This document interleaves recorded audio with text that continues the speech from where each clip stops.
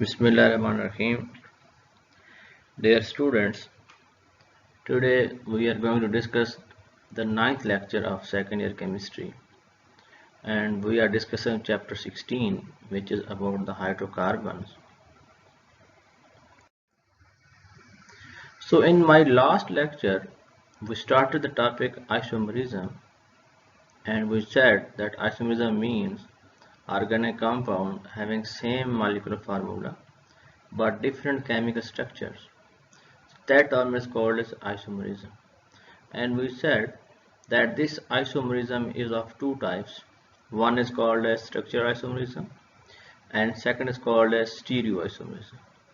So structural isomerism means organic compounds having same molecular formula but different structural formulas, that is called as structural isomerism. And on the basis of structural isomerism we said we have five types: chain isomerism, functional group isomerism, position isomerism, metamerism, and tautomerism. So today in our lecture we will discuss the second class or second type of isomerism, that is called as stereoisomerism. And this stereoisomerism is very important for our knowledge because it has a number of applications as organic chemist. So stereoisomerism is of two types: optical isomerism as well as the geometrical isomerism. So we will discuss these two types in detail in our lecture. So stereoisomerism, first come to the stereoisomerism. So that isomerism in which molecules have same structure formula, same molecular formula, but differ in the arrangement of atoms in space. Means they have only the differ in the geometry of molecule, and this geometry of molecule is called as configuration. So we can say that when isomerism is caused by the different arrangement, orientation of atoms or groups in space, that is called as stereoisomerism. So just same molecular formula, same structure formula, but their arrangement in space is different. So there are two kinds of stereoisomerism. One is called as optical isomerism and second is called as geometrical or cis-trans isomerism. So we will discuss these two types. First move to the optical isomerism. But before going to the optical isomerism, we have to learn some important definitions about these optical isomerism. First, there is a main thing that is called as plane of symmetry. So a plane which divides an object into two symmetrical halves is said to be plane of symmetry. So we can say that plane is that line which divides the object into two halves. For example, if we have this hat and we draw a line, it can equally divided, symmetrically divided into two halves. It means this hat has a plane of symmetry. Similarly, a person that has a plane of symmetry means it can be equally divided into two halves, symmetrical halves. So that object which having plane of symmetry, they are called as symmetric molecules or symmetric objects. And on the other hand, person hand or the gloves, they don't have a plane of symmetry. Such type of objects, they are called as dissymmetric. So these are some definitions of that one. So object lacking a plane of symmetry, that is called as dissymmetric, or they are called as chiral. So for example, if we have this hand, so it lacks plane of symmetry, mean we cannot pass the plane of symmetry over the hand. So it means if we cut from the middle, it's not identical into two parts. So that kind of situation is called as dissymmetry, or it is a special term that is called as the chiral. On the other hand, such substances through which a plane of symmetry can pass, they are called as symmetric or achiral. So It means we have two kinds of objects on the basis of symmetry. One is called dissymmetric or symmetric. So those dissymmetric objects, they have some special feature, and this is very important point, that a dissymmetric object cannot be superimposed on its mirror image. Means if we have the left hand, and if I take its mirror image into the mirror, if we see in the mirror, it looks like a right hand. It means left hand and its mirror looks like a right hand. Means these two images cannot superimpose, and this is the property of those objects which are dissymmetric. So dissymmetric objects cannot be superimposed on its mirror images. A left hand, for example, does not possess a plane of symmetry, and its mirror image is not another left hand but a right hand. So after now we said that there are some objects which may be symmetric, which may be dissymmetric, which have the plane of symmetry, which don't have the plane of symmetry. Similarly, organic compounds, they can also be symmetric or dissymmetric on the basis of plane of symmetry. So those molecules, those organic compounds which don't have a plane of symmetry, or in other words, through which a plane of symmetry cannot pass, those objects or those molecules are called as chiral molecules or dissymmetric molecules. And those molecules through which a plane of symmetry can pass, they are called as symmetric molecule. So this carbon, that is called as chiral center. So we can identify that which molecule is symmetric and which molecule is dissymmetric. So for that purpose, a carbon atom which is bonded to 4 different groups, that is called as asymmetric carbon atom. So this is an asymmetric carbon atom, and it is bonded to 4 different groups. Mean we cannot pass a plane. For example, if I line over here, it is not equally divided in these two parts. If I cut from here, it is not equally divided into two parts. So this molecule is dissymmetric, and this is a chiral molecule. And this, if we cut from here, so it can equally divide into two parts. It means this molecule is symmetric molecule. So on the basis of plane of symmetry, organic compound can be divided into symmetric, into asymmetric. And these asymmetric molecules or the chiral molecules, they have very special feature. So these organic molecules which are asymmetric, mean dissymmetric or chiral, they have a special property. They can rotate the plane of polarized light. So if I need to discuss, as these compounds are called optical active, and this property is called as optical activity. Mean this is the special property of those organic molecules which are dissymmetric, asymmetric or chiral. Means they don't have a plane of symmetry. And for that purpose we have this diagram. We need to understand this experiment. So this is the light source. So it's light, it can rotate in all the planes, but when it is passed through one prism, this is called Nicol prism. So the purpose of this prism is to absorb all the light and emit only one light which is rotating in one plane, that is called polarized light or plane polarized light, mean which is moving in one plane. And this is the tube having the solution of the organic compound. So when this light passes through this solution, there are two possibilities. Either this light passes straight without rotating, either this light rotates at some angle. So these organic compounds which are chiral, if they are placed in this solution, they will rotate this light to some angle, to some degree. It means first this was the plane, but now it rotates like this one. So that kind of molecule which rotate this light, they are called as optical active compounds, and this is called optical activity. So there are two options. or two possibilities. Either these organic compound will rotate this light towards the right, that are called as dextrorotatory, and if these molecules rotate the light towards the left or anticlockwise, that is called as levorotatory.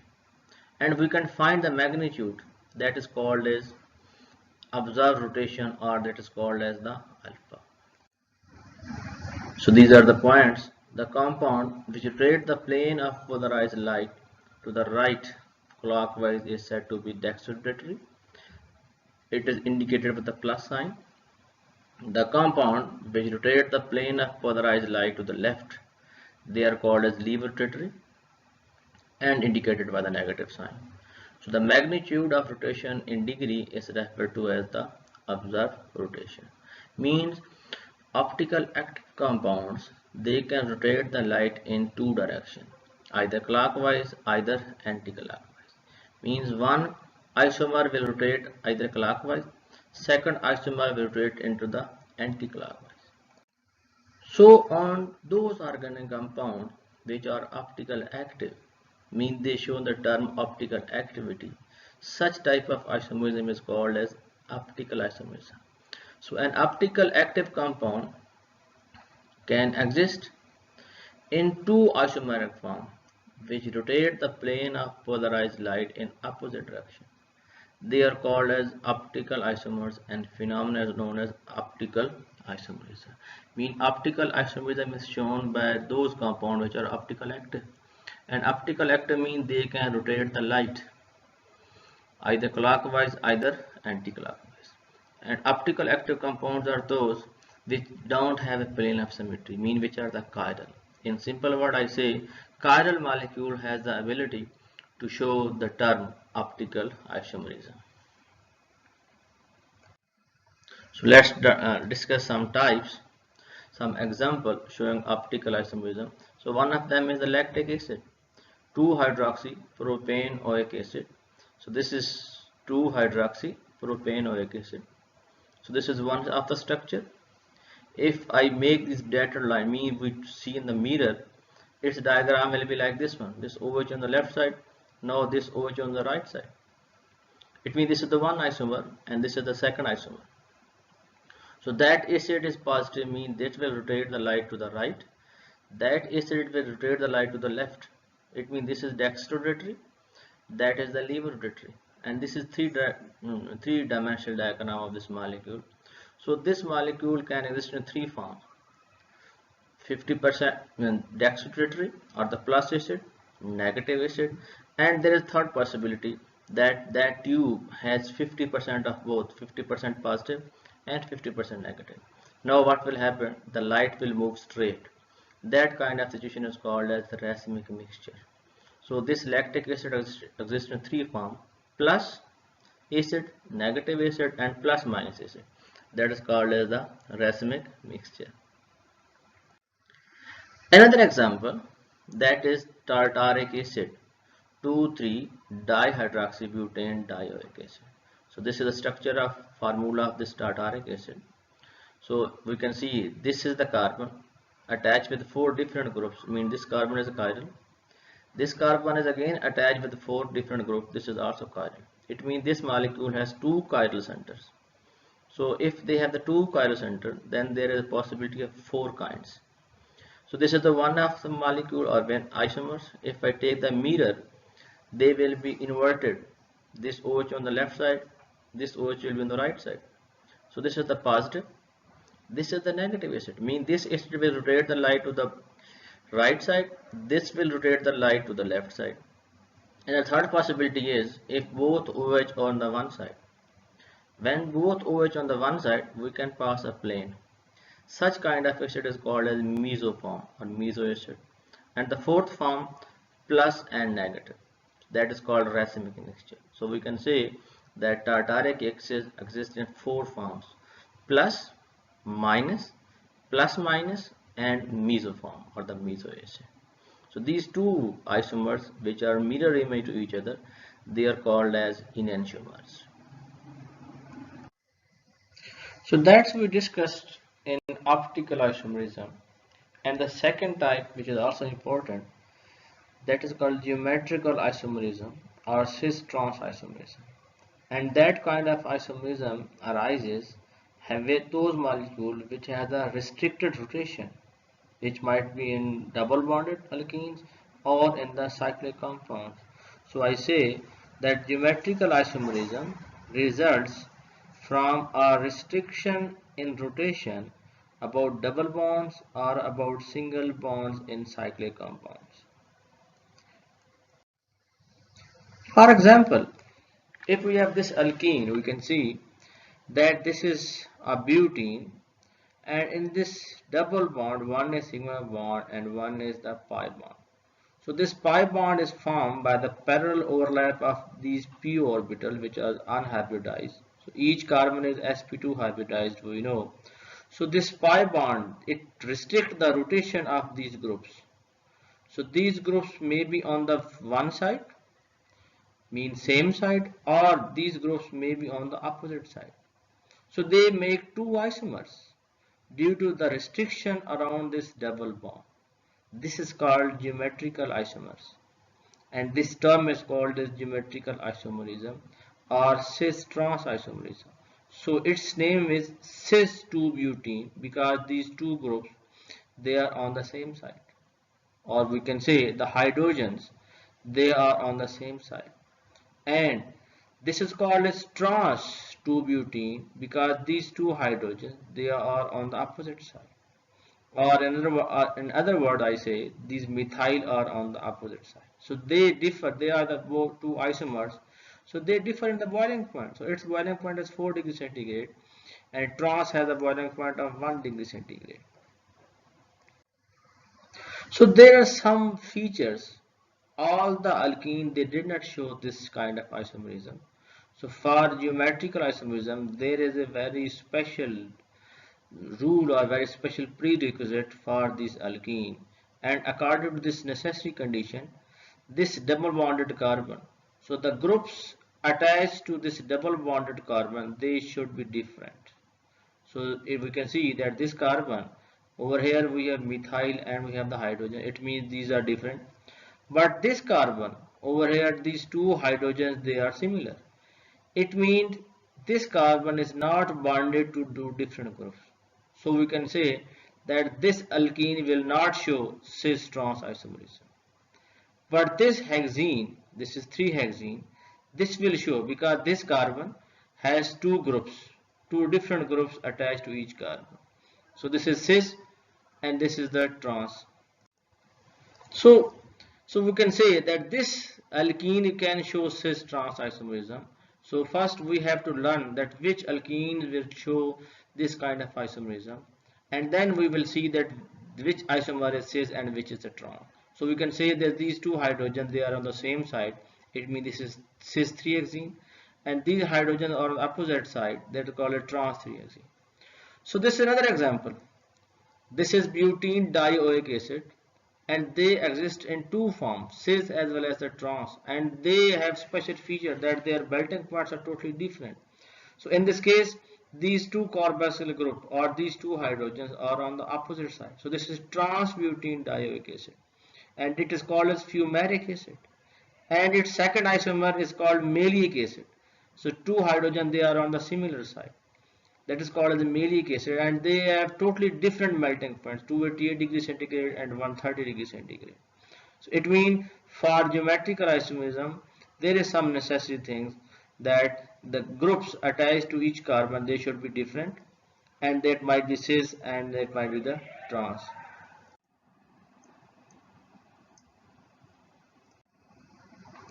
So these alkenes or these isomers can be converted.